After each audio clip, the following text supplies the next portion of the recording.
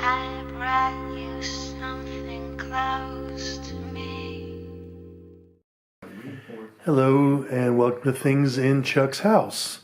I was rummaging around in my garage the other day and I found this old box.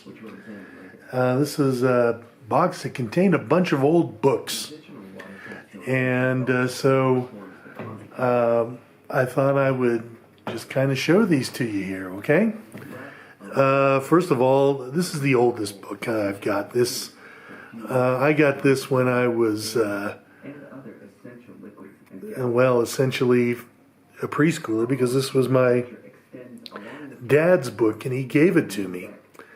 It's a Golden Nature Guide to the Stars.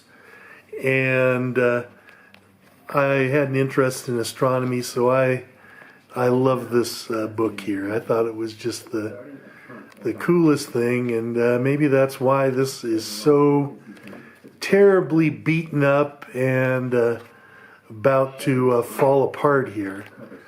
But it has all kinds of neat graphics in here, and I love these artist conceptions of the various planets. Like here's what they thought Mercury looked like.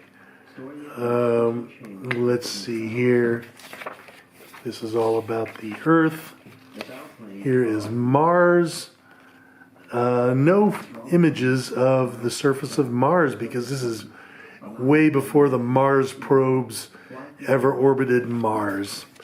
In fact, you look at some other stuff in here, and you'll see that even stuff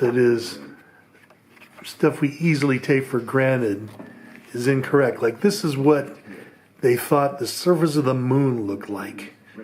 Actually, the moon is really a bunch of kind of mostly low rolling hills and some mountains, but none of it is this steep. And here's what they thought a rocket to the moon would look like. So this is what we thought a rocket would be like in the 1950s when my dad got this book. Next book here, I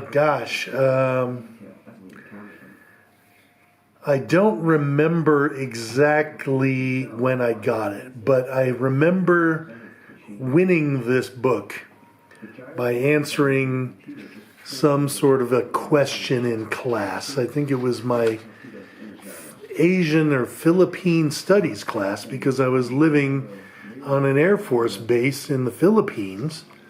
And so I won this book, and it's a book, of the Peanuts cartoons. I was so proud. I even put my name in here saying this book belongs to me. I didn't want anybody to take it, I guess. But you can see here all these old Peanuts cartoons in here. Next book, I remember when I got this, because I was in 4th grade. And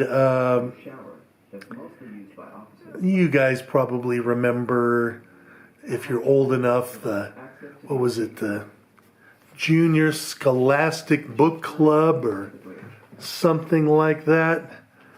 It was, every month you would get this little catalog in class with dozens of books to choose from.